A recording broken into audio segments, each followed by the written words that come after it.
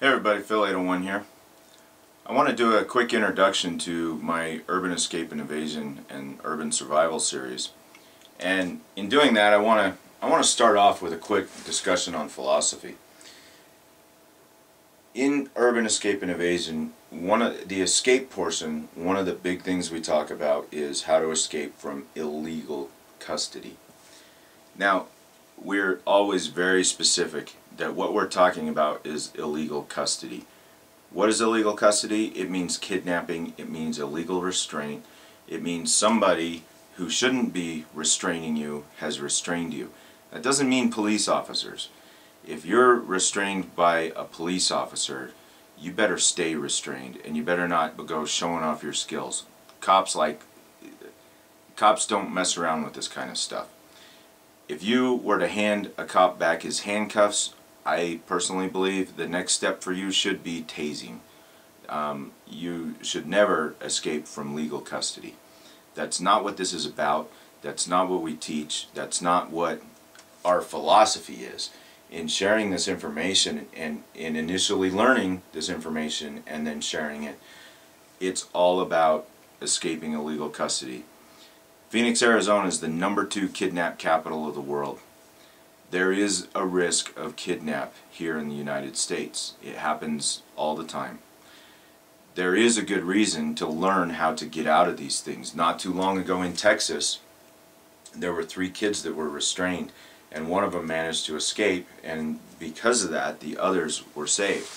Being able to escape and being able to survive in an urban situation where when you've been taken into custody, you're typically into illegal custody, you're typically going to be taken somewhere blindfolded where you have no idea where you are.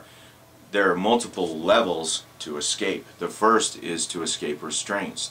The second is to escape where you're being held, and that means the inner room of where you are. Getting out of that room takes another particular set of skills. From there, you've got to be able to escape the building that you're being held in.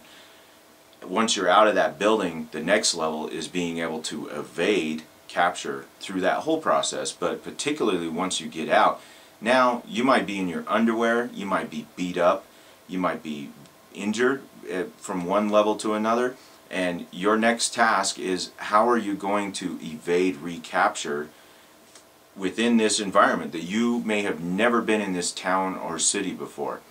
So how are you going to be able to stay away from getting caught again and live and survive and get to somewhere that you have the ability to then become secure?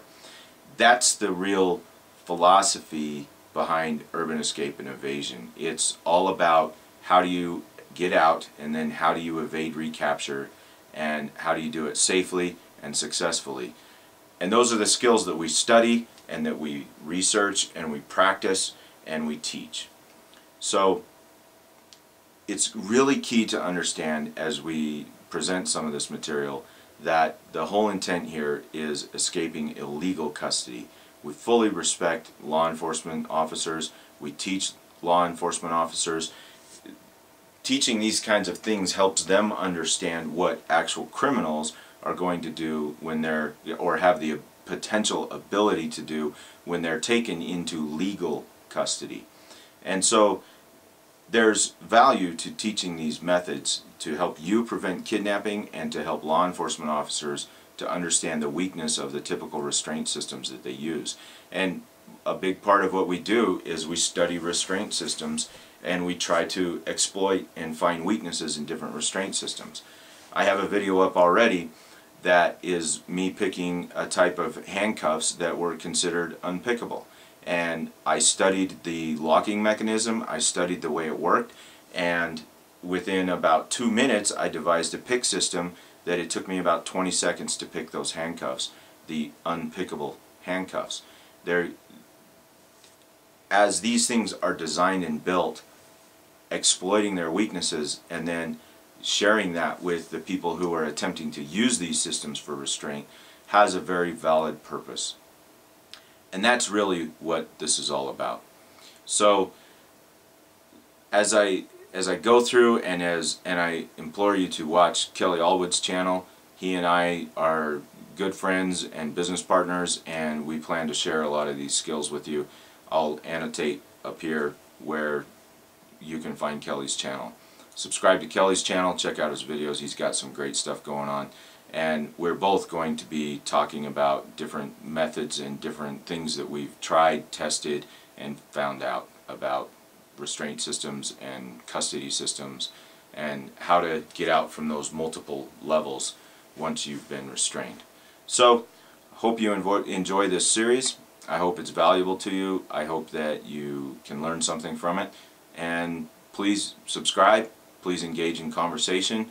Would love to have some response videos of people practicing these things, or showing us different methods. If you have different methods, I'd love to see your method. So a few of the things we're going to be working on: handcuffs, cable restraints. We're going to work on padlocks, how do you pick locks, how do you pick door locks, and all of those will be done with improvised tools and also with actual picks and different tools to open locks. So the series will hopefully be enjoyable, and we'll see you in the next videos. Thanks for watching.